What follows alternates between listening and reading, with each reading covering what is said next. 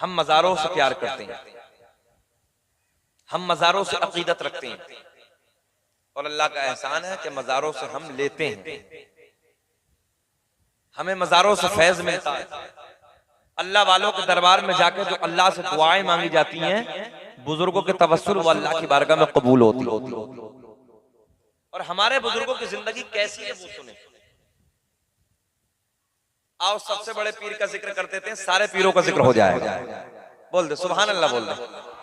सबसे बड़े पीर का जिक्र करके सारे पीरों का जिक्र हो जाएगा। सबसे बड़े पीर का क्या नाम है? कहां है? बगदाद में। यार बड़े पीर का भी कमाल अलग है, बड़े पीर की भी शान अलग है। बड़ा पीर गौसे आजम दस्तगीर रोशन ज़मीर शेख अब्दुल कादिर जिलानी की जात क्या है? वो जात के जिस जात ने माँ के पेट में 15 पारों को हिफ्ज फरमाया। 15 पारे नौजवानों, सरकार गौसे आजम ने माँ के शिकम में अपनी माँ के शिकम में हिफ्ज फरमाया। है बड़ा कमाल नहीं है? बोलो है कि कमाल नहीं है? लोग कहते हैं क्यों लगाते हो गौसे आजम का दामन, नहीं छोड़ेंगे। बेवकूफ, गौसे आजम की जिंदगी को पढ़ के देख। गौसे आजम की जिंदगी है क्या? 40 साल तक इशा के वजू से फजर की नमाज जिस जात ने अदा की, उस जात का नाम है अब्दुल कादिर जिलानी। कितने साल तक? 40 साल तक इशा के वजू से फजर की नमाज। मुफ्ती साहब बैठे, इनसे पूछ लो, रात को नहीं दिन में वजू करके 1 मिनट के लिए सो जाओ, सारे वजू बताओ। अगर वजू करके सो जाओ वजू बाकी रहेगा? टूट जाए। किसका वजू बाकी रहेगा? मेरे नबी का। मेरे नबी अगर वजू करके सो जाए पूरी रात वजू टूटता ही नहीं। अच्छा एक जुमला और दे दें। लोग कहते हैं मेरे जैसे। हमने कहा मुल्ला जी अभी तो तू वजू में भी बराबर नहीं, तू 1 लाख वजू कर ले सब गायब, मेरा नबी 1 वजू करके सो जाए वजू टूटता ही नहीं। अब जब वजू में बराबर नहीं तो सिफत में कैसे बराबर होगी? जरा सोचना। पता चला गौसे आजम 40 साल तक कभी रात को सोए नहीं। बोल दे सुभान अल्लाह। ईशा के वजू से फजर। जरा अपनी जिंदगी का मुहासबा करो। सब जितने बैठे हैं 80% फजर में सो कर रहते हैं। हमारी आज नई नस्ल, ईमानदारी से बताओ नबी नगर वालों, हमारे मुसलमान, हमारी बहन बेटियां, हमारे कौम का नौजवान बच्चे फजर में 80% सोते कि नहीं सोते? ये जिंदगी गौसे आजम की। गौर करें आप, ईशा के वजू से फजर की नमाज 40 साल। पता चला कभी 40 साल तक रात में गौसे आजम सोए। इस जात का नाम है अब्दुल कादिर जिलानी। अच्छा 15 साल तक एक पैर पे खड़े होकर पूरी रात में कुरान की तिलावत करना। सुभान अल्लाह। हाय हाय हाय। गौसे आजम फरमाते हैं ऐसे देख रहा हूं पूरी दुनिया को जैसे राई का दाना हथेली पे रखा है। सच बताओ, इधर बैठ के हम और आप जिक्र कर रहे हैं, बगदाद का राजा इधर नहीं देख रहा होगा जब ऐसा देख रहे हैं? अच्छा जब नवासे का आलम ये है तो मोहम्मद रसूलुल्लाह का आलम क्या होगा? लोग कहते हैं दीवार के पीछे की खबर नहीं। बताओ ईमानदारी से, ये ईमान के चोटे हैं कि नहीं है? ये ईमान के डकैत है कि नहीं है? ईमान चुराने के चक्कर में लगे। अच्छा इतनी अकल के अंधे हो गए जो मुल्ला जी इनकी किताबों में लिख गए उसे मान ही रहे, आंखें बंद करके उसी को मान रहे हैं। अबे अब तो सोशल मीडिया का जमाना है, जरा से वीडियो कॉल करो तो यहाँ से बैठ के लंदन को देख रहे हैं। बोलो, यहाँ से बैठ के लंदन की खबर ले रहे हैं। इस पुरफितन दौर में, इस डेंजर दौर में, इस तरक्की के दौर में यहाँ से बैठ के दुनिया की खबर लें तो वो कि जिसके सदक़े में अल्लाह ने पूरी कायनात को बनाया कि वो मदीने में बैठ के कायनात की खबर नहीं रखता? बोले सुभान अल्लाह। यार क्या हमारा नबी पूरी दुनिया की खबर?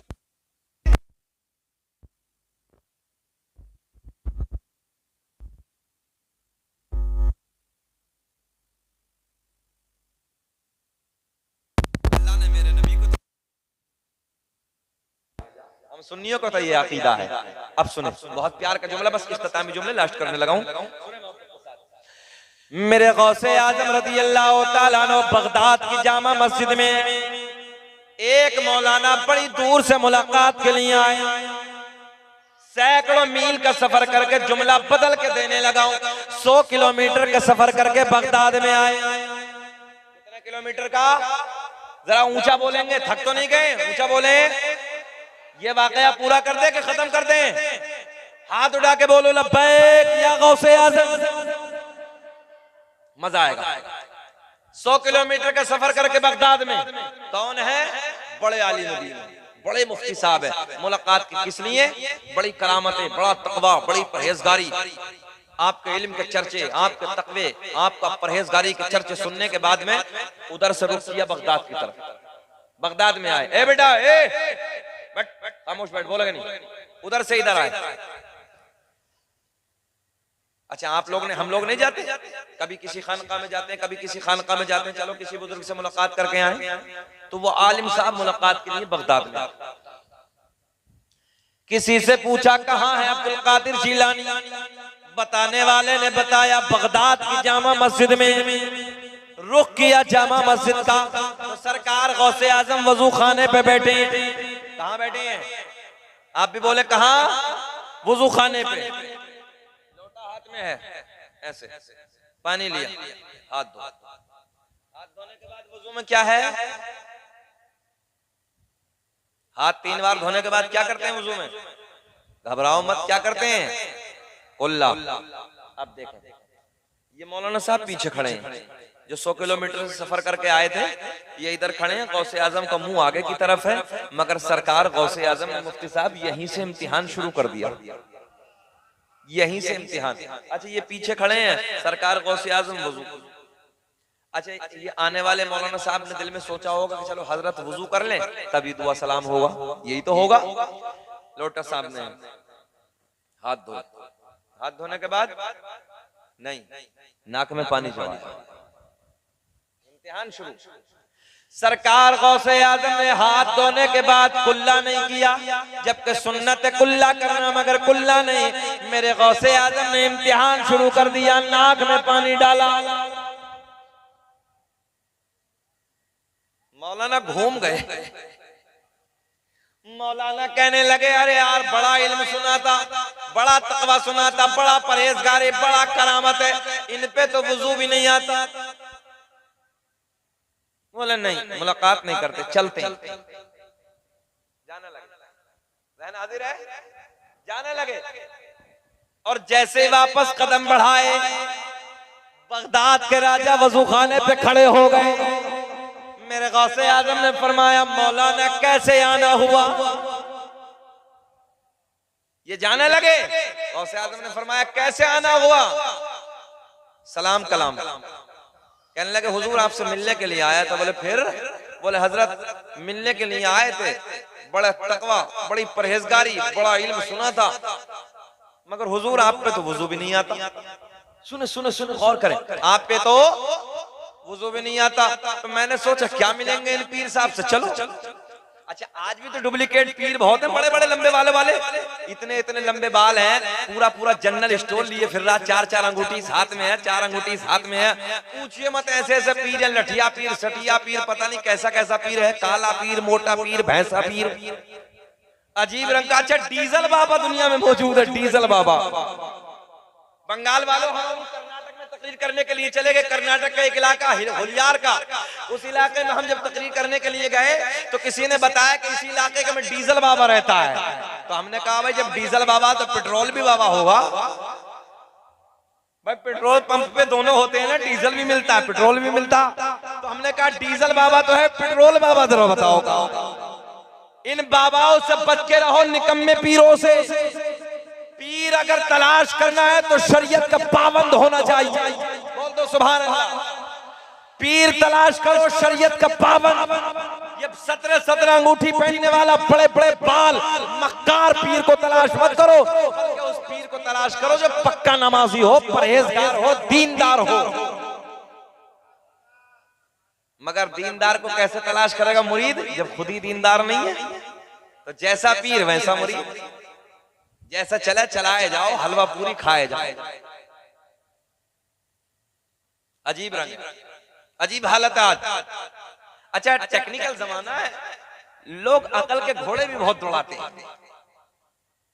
ये आम का सीजन है ना, अच्छा तरबूज का सीजन भी है, दोनों एक बार आते ही। अकल के घोड़े बता रहा हूँ पीर साहबों के, आज मुरीदों का हाल क्या है और पीरों का हाल क्या है। तो बाग में लेटा है, ऊपर आम लगे, नीचे तरबूज लगे। बेल पे तरबूज मोटे मोटे हैं, ऊपर आम है तो आम छोटे छोटे हैं। तो ये लेटा कह रहा पीर साहब मौला तेरा रंग भी अलग है, इतना बड़ा आम का पेड़ है, इतना सा फल, और तरबूज की बेल छोटी सी है, इतना मोटा तरबूज, ये उधर होना चाहिए था, आम नीचे होना चाहिए।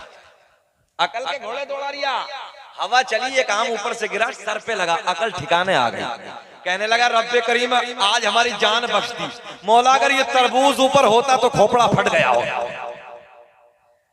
तो इसलिए हम आपको बता रहे हैं, रहम खाइए मेरे दोस्तों अपनी जिंदगी पर, पीर तलाश करो शरीयत का पाबंद।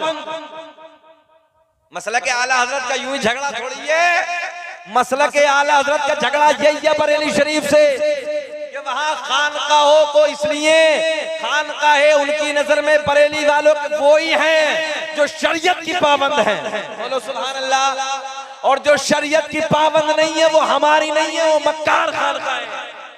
बताओ मेरी बात गलत है कि सही है? बोलो बोलो सही है कि गलत है?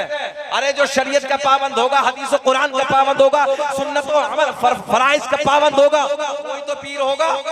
और जो मक्कार होगा, हम पंजाब के इलाके में चले, दड़मुंडे पीर फिर रहे हैं घरों में, दड़मुंडे दाढ़ी नहीं पीर साहब लो जी, ये जाहिल है। और कह रहे बहुत पहुंचे हुए हैं, बहुत पहुंचे हुए हैं, मतलब हाँ बिल्कुल जहन्नम तक लेकर जाएगा, बहुत पहुंचा हुआ ये पीर लेकर जाएगा। लोग बरेली को यूं ही थोड़ा ही कहते हैं, बरेली फतवा लगा देती है, बरेली मक्कारों पे फतवा लगाती है, शरीयत के पासवानों पे फतवा नहीं लगाती, जो शरीयत के पाबंद होते हैं उन पे फतवा नहीं लगाती। शरीयत के पाबंद बन के रहो, मक्कारों पे तो फतवा लगता ही है, वहां का कलम रुकता नहीं है, याद रख।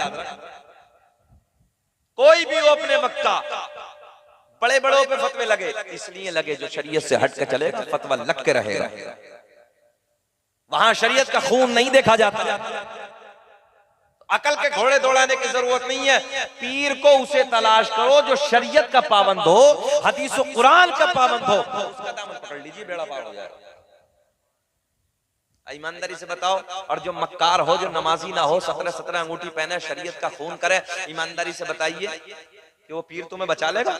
वो तो खुद ही बच जाए, वो तो खुद ही जहन्नम में जाएगा। जब उसका दामन पकड़ोगे तुम भी पीछे से जहन्नम में जाओगे। इसलिए अच्छे पीर का दामन पकड़िए। देख अच्छा पीर देखिए, सरकार गौसे आजम रज़ी अल्लाह तआला अन्हु खड़े हो गए, खड़े होके कहने लगे मौलाना कैसे आना हुआ? कहने हजरत आपका बड़े इल्म के चर्चे सुने थे, बड़ा तकवा सुना था, बड़ी परहेजगारी सुनी थी, बड़ा करामत सुनी थी। ए भैया, ए चचा, बैठो यार थोड़ी देर, एक नंबर देखो होने लगा, 1 नंबर 2 नंबर, तकरीर खत्म कर दे, बात पूरी कर ले, ये वाकया पूरा कर दे, हाथ उठा के बोल दो लब्बैक या रसूल अल्लाह। बहुत अच्छे हैं मुफ्ती साहब, नबी नगर वाले बहुत अच्छे हैं, अल्लाह खुश रखे। आलिम साहब कहने लगे हजरत आप पे तो वुजू का तरीका भी नहीं। क्या नहीं? आप बोले क्या नहीं? तो सरकार गौसे आजम ने बड़े प्यार में पूछा, सरकार गौसे आजम ने पूछा वुजू का तरीका क्या है? तवज्जो है? सरकार गौसे आजम ने पूछा वुजू का तरीका क्या है? तो आलिम साहब कहने लगे हजरत पहले हाथ धोना, और हाथ धोने के बाद कुल्ला करना, उसके बाद नाक में पानी। आपने पहले नाक में पानी बाद में कुल्ला। तो बड़े पीर ने फरमाया कहाँ लिखा है? बोले मेरे घर पे लाइब्रेरी में जितनी किताबें हैं मसाइल की, सारा यही तरीका है, सारी किताबों में यही लिखा है। गौसे आजम ने फरमाया मौलाना ठहरो, एक निगाहे वलायत डाली, 100 किलोमीटर पे जितनी किताबें रखी थी सारी सामने मौजूद। ऐसा लाओ पीर, तवज्जो है, देखो मजा आएगा, सारी किताबें सामने मौजूद। गौसे आजम ने फरमाया दिखाओ। पहली किताब मौलाना ने खींची, किताबें किसकी हैं? मौलाना की किताबें हैं। किसकी किताबें हैं? रखी 100 किलोमीटर, मंगा दी गौसे आजम। मौलाना ने पहली किताब खींची, खोली, वुजू का तरीका निकाला तो देखा कि हाथ धोने के बाद नाक में पानी। स्टेज वाले बोले सुभान अल्लाह, अब तुम भी बोलो सुभान अल्लाह। मौलाना झुंझला गए, झुंझलाना समझ ले, मौलाना झुंझला गए। वो किताब रखी, दूसरी निकाली, खोली तो खोला, क्या देखा कि दूसरी किताब में भी हाथ धोने के बाद कुल्ला नहीं, नाक में पानी। मौलाना ने तीसरी किताब, चौथी किताब, पांचवी किताब, सारी किताबें टटोली, मगर सारी किताबों में वही लिखा है जो बड़े पीर का तरीका है। सुभान अल्लाह। गौसे आजम ने फरमाया मौलाना अब बोलो, तवज्जो है मौलाना अब बोलो। मौलाना झुंझला के कहने लगे हजरत किताबों में गलत लिखा है, बात मेरी ठीक है, पहले कुल्ला है बाद में नाक में पानी है। किताबों में जरा बोल दो ऊंचा, किताबों में गलत लिखा है, बात मेरी ठीक है, बात जरा ऊंचा बोले, बात। ऐसा लग रहा है जैसे आप सो रहे हैं। सलाम पढ़ लें ना पढ़ें, पूरी बात कर लें, मजा आ रहा है तो जरा बोल देना सुभान अल्लाह यार। मौलाना कहने लगे हजरत जी किताबों में गलत है, बात मेरी ठीक है, मगर पहली किताब दूसरी किताब एक में गलत होगा, दूसरी में होगा, तीसरी में होगा, सारी में, मगर इम्तिहान तो इम्तिहान है। तवज्जो है। कहने लगे मौलाना मेरी बात ठीक है, पहले कुल्ला है बाद में नाक में पानी।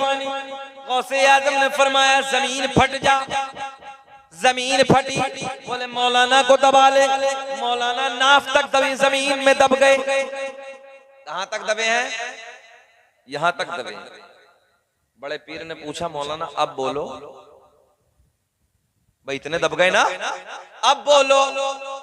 तो कहने लगे चाहे कुछ भी हो जाए बात, हाँ हाँ ये बोलिए, चाहे कुछ भी हो जाए बात मेरी ठीक है, पहले कुल्ला है बाद में नाक में पानी। अच्छा, सरकार गौसे आजम ने फरमाया जमीन और फट, जमीन और फटी, मौलाना ना गले तक दबे। कहां तक, कहां तक दबे? मुफ्ती साहब कितने खुश हो रहे हैं सब, मौलाना दब रहे हैं तो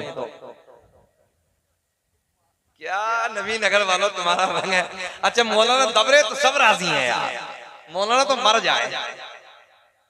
अच्छा मौलाना को दबा दे के निकाल दें?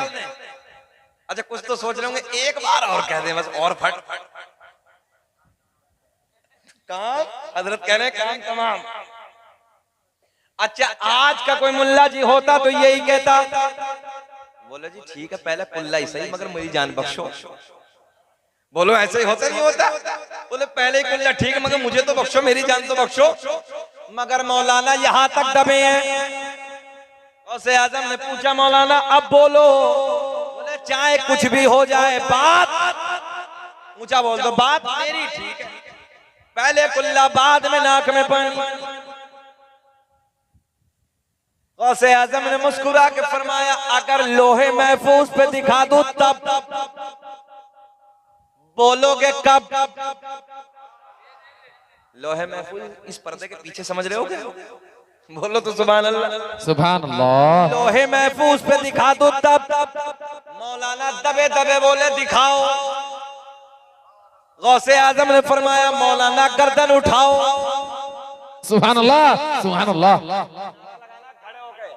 गौसे आजम ने कहा गर्दन उठाओ।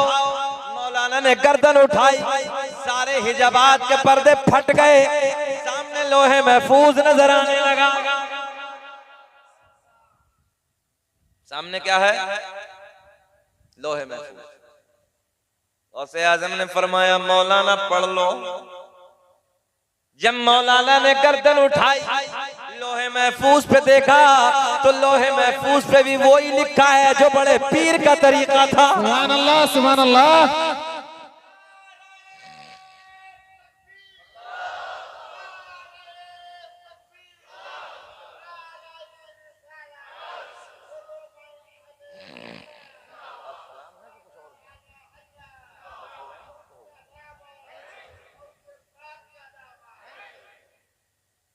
अच्छा नबी नगर वालों मौलाना को निकाल दें कि नीचे कर दें? निकाल दे, राजी हैं। अल्लाह खुश रखे, शाद आबाद रखे। हमारी कौम उलमा से बड़ा प्यार करती है, उलमा से बड़ी मोहब्बत करती है। लोहे महफूज पे भी वही लिखा है, पहले नाक में पानी बाद में कुल्ला। बड़े पीर ने फरमाया मौलाना अब बोलो, तवज्जो है जी, अब बोलो। तो कहने लगे चाहे कुछ भी हो जाए बात सही है जी। अच्छा बंगाल वालों एक जुमला समझते हो, अड़ियल अड़ियल मौलाना है। हाँ बोले चाहे कुछ भी हो जाए बात सही, बात मेरी ठीक है, पहले कुल्ला है बाद में नाक में पानी है, आपने पहले नाक में पानी। गौसे आजम ने मुस्कुरा के फरमाया जमीन छोड़ दे। सुभान अल्लाह, वाह जमीन ने छोड़ दिया, मौलाना बाहर जी। कहने लगे मौलाना जब तक तुम्हारे जैसे हक कहने वाले आलिम दुनिया में मौजूद है, कोई मेरे नाना की उम्मत को कोई गुमराह नारे रिसालत, नारे रिसालत, हज़रत अल्लामा मुफ्ती शकील साहब चलो, नारे तकबीर, नारे रिसालत, मसलक अला हज़रत, नारे तकबीर, नारे रिसालत। वाह वाह वाह वाह। बहन हाजिर है, गौसे आजम ने फरमाया मौलाना हम तुम्हारा इम्तिहान ले रहे थे, मगर जब तक तुम्हारे जैसे हक कहने वाले आलिम दुनिया में मौजूद हैं, कोई मेरे नाना की उम्मत को कोई गुमराह नहीं कर सकता। तभी तो मेरा इमाम बरेली की शान, सुन्नियत की जान, इल्म की चट्टान, कौम से पठान अपने कलम को उठाते हैं, लिखते हैं वाह क्या मर्तबा, वाह क्या मर्तबा ए गौस है बाला तेरा, ऊंचे ऊंचों के, बोलो मेरे साथ, ऊंचे ऊंचों के सरों से कदम आला तेरा, क्या दबे जिस पे, क्या दबे जिस पे हिमायत का हो पंजा तेरा, शेर को खतरे में, शेर को खतरे में लाता नहीं कुत्ता तेरा, वाह क्या मर्तबा गौस है बाला तेरा, ऊंचे ऊंचों के सरों से कदम आला